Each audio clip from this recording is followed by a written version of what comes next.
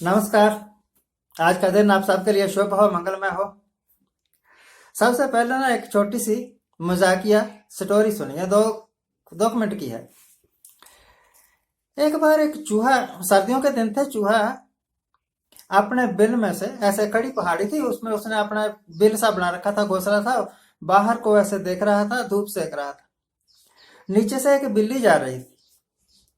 तो बिल्ली ने देखा चूहा बड़ा मोटा ताजा है, अच्छा खासा है, अगर ये मेरे काबू आ जाए तो मेरा भोजन बन जाए।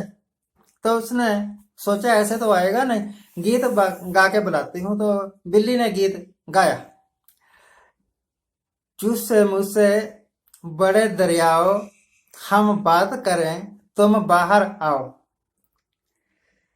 तो चूसे चूहा जो था वो कुछ घबराया, कुछ परेशान हुआ। उसके बुजुर्गों ने उसको बता रखा था कि भाई जो बिल्ली है ना, जो हमारी दुश्मन है, हमें खा जाती है, इसके पास कभी नहीं जाना। खैर, चूहा डर तो गया।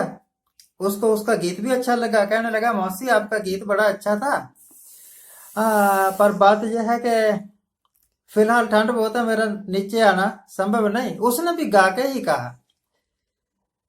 कहने लगा, चूस से मुझसे बड़े पुरंदर, तुम बात करो हम सुनते अंदर। तो भाई चूहा कहने लगा कि मासी, तुम बहुत अच्छी है, तुम हमें बहुत प्यार भी करती है, पर बात यह है कि तू यहीं से बात कर ले, जो कुछ करनी है मैं यहाँ बैठा बैठा ही सुन लूंगा, क्योंकि तेरे पास आने से तो खतरा है ना। अब लगभग वही हालत दिल्ली सरकार की। दिल्ली सरकार मतलब केजरीवाल की सरकार नहीं, गवर्नमेंट ऑफ इंडिया, और किसानों की हो रही है। किसान चाहते हैं कि सरकार उनके साथ बात करे, उनकी समस्याओं को सुने, और अपनी समस्याओं को सुनाना किसानों का अधिकार है, क्योंकि किसान आफ्टर ऑल है तो इंडियन ही ना। सरकार तो उनके साथ ऐसा बर्ताव कर रही है जैसे कि ये फॉरेनर हो या फिर ये उग्रवादी हो। इसी करके आंसू गैस के गोले, वाटर कैनन और लाठी चार्ज अपना जोर उस वक्त लगाया करो ना जिस वक्त सचमुच ही उग्रवादी आ जाते हैं या आतंकवादी हमला कर देते हैं। उस वक्त तो ये बहादुर पुलिस वाले पता नहीं कहाँ छुप जाते हैं, और वो उग्रवादी आतंकवादी अपना काम करके चले जाते हैं, या पकड़े भी जाते होंगे थोड़े बहुत। खैर, किसान चाहते हैं कि सरकार के साथ बात करें। बठिंडा से, मतलब बहुत 500 किलोमीटर दूर से, पंजाब से चल के दिल्ली पहुंच गए किसान, और चूसे मुझसे हैं कि अपने बिल से बाहर ही नहीं आ रहे हैं। इतना भी काहे का डर। जब आप रैलियां करते हैं, मैं प्रधानमंत्री वगैरह की बात कर रहा हूँ, ये जो बड़े बड़े लीडर है ना, ये तो वर्ल्ड फेम के लीडर हैं। इंग्लैंड में, अमेरिका में जाकर भी भाषण दे देते हैं, रैलियां कर देते हैं ट्रंप को जिताने के लिए। ये बदकिस्मती है कि ट्रंप नहीं जीत रहा। तो जब 1500 से लेकर लाख, 2 लाख, 3 लाख बंदों के सामने वाला गला फाड़ फाड़ के चला सकते हैं कि भाई और बहनों, मैं ये कर दूंगा, मैं वो कर दूंगा, और अब किसान खुद चल कर गए हैं कि दिल्ली सरकार हमारी बात सुनो, हमारी समस्याओं का हल करो, क्योंकि समस्या पैदा भी तो इन्होंने नहीं की है। जब ये कृषि के बिल नहीं लाए थे तब तक किसान किसी समस्या में नहीं था। हालांकि उस वक्त की किसान का गुजारा नहीं होता था। अगर आप कंपैरिजन करो ना अमेरिका का और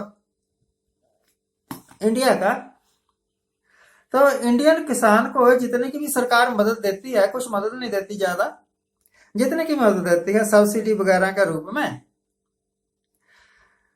वो 1/20 के बराबर है जितने की मदद अमेरिका के किसानों को मिलती है।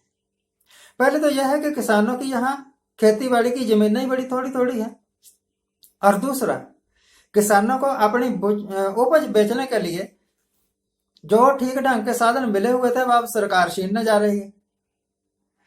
तो किसान जो है ना, वो प्रोटेस्ट कर रहे हैं। किसान चाहते हैं कि ये जो काले कानून है, काले कानून बोल रहे हैं पंजाब के किसान। पंजाब के क्या, यूपी के हरिद्वार की तरफ के भी किसान आ रहे हैं, महाराष्ट्र की तरफ के किसान भी आ रहे हैं, तमिलनाडु वगैरह के, ऑल ओवर द इंडिया किसानों को जब ये ला लागू होगा हर एक किसान प्रभावित होगा। और याद रखिए, किसान तो किसान, आम आदमी भी प्रभावित होगा। जो मिडिल क्लास वाले चुपचाप बैठे हैं ना मुंह में इलायचियां डाल के, ये सबसे ज्यादा प्रभावित होगा। क्या सारा व्यापार चला जाएगा जो मल्टीनेशनल कंपनीज है उनके हाथ में, या खरबोपति जो सेठ है उनके हाथ में।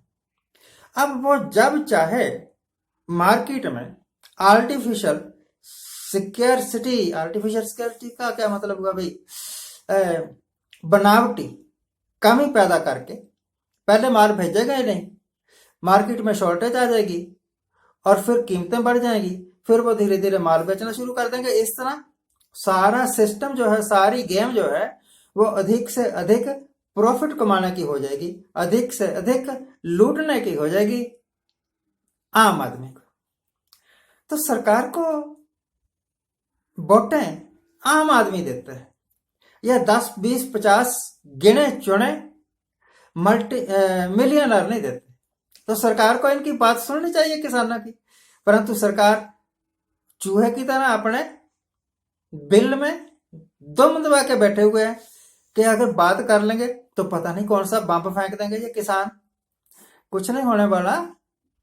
और मेरे एक दोस्त थे, डेथ हो गई, बुजुर्ग आदमी थे, जिस वक्त मेरी उम्र कोई 45 के आसपास थी, तो उनकी उम्र 70 के आसपास थी, बुजुर्ग आदमी थे, मेजर साहब थे उनका नाम, तो डेथ हो गई उनकी। वो कहा करते थे सतवंत सिंह, कन्फ्रंटेशन से किसी को कुछ नहीं मिलता।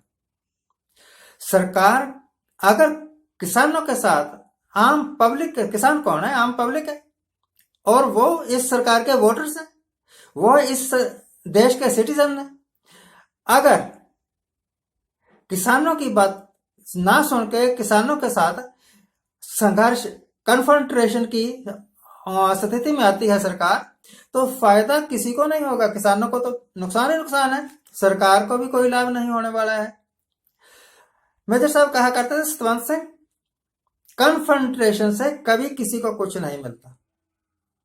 और देख लीजिए, अगर सरकार किसानों की बात ठीक ढंग से नहीं सुनती, सिंपैथेटिकली ठीक ढंग से नहीं सुनती और उनकी बात मानती नहीं, सुनने का कोई फर्क नहीं पड़ता, सुन लिया और बात माननी नहीं तो फायदा क्या। तो जो है ना, किसान तो खैर जो भी घाटे में रहेगा सो रहेगा, परंतु सरकार को सबसे बड़ा घाटा होगा। सरकार अपने वोटर्स से दूर चली जाएगी। सरकार का हिसाब किताब कालिदास जैसा है। कालिदास एक बहुत बड़े मतलब कवि हुए संस्कृत के, उन्होंने बहुत किताबें लिखी, उस वक्त के जमाने में लिखी होंगी, शकुंतलम वगैरह क्या था। तो कालिदास एक महामूर्ख आदमी था, वो उसी टहनी को काट रहा था जिसके ऊपर वो बैठा हुआ था। और किसानों ने, उस वक्त के पंडितों ने पहचान लिया कि कालिदास महामूर्ख आदमी है, और वही पकड़ के ले गए, राजकुमारी के साथ शादी करवा दी। खैर जो भी कहानी है वो तो अलग है।